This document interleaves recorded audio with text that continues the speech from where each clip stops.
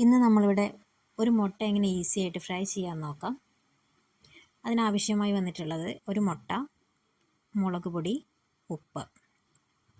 ഒരു ഗ്ലാസ്സിലേക്ക് ഒരു മുട്ട പൊട്ടിച്ചൊഴിച്ചിട്ട് അതിനകത്തേക്ക് ഒരു സ്പൂൺ മുളക് പൊടി, ആവശ്യത്തിന് ഉപ്പും ആഡ് ചെയ്യാം.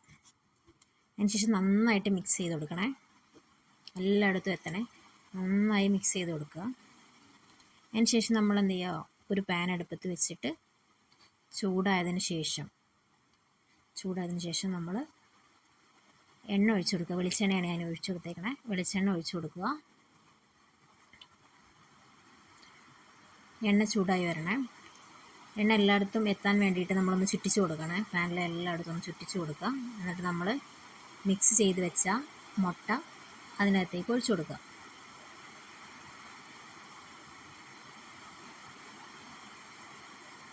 ഈ മുട്ടയുടെ മിക്സ് നമ്മൾ എന്ത് ചെയ്യുക, ഒന്ന് ചുറ്റിച്ച് കൊടുക്കുക എല്ലായിടത്തും എത്താൻ വേണ്ടിയിട്ട്. നമുക്ക് നല്ല വലുപ്പത്തിൽ കിട്ടും.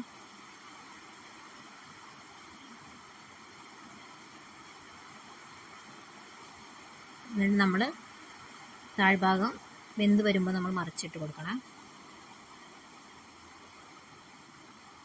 മുകൾ ഭാഗവും വെന്ത് വരുമ്പോൾ നമ്മൾ എന്ത് ചെയ്യുക, ചൂടോടെ നമുക്ക്